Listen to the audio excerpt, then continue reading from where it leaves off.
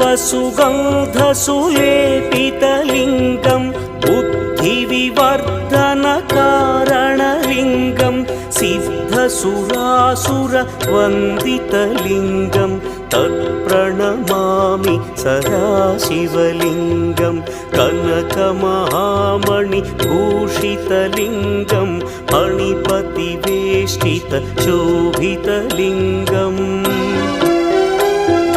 दक्षसुयज्ञविनाशनलिङ्गं तत्प्रणमामि सदाशिवलिङ्गम्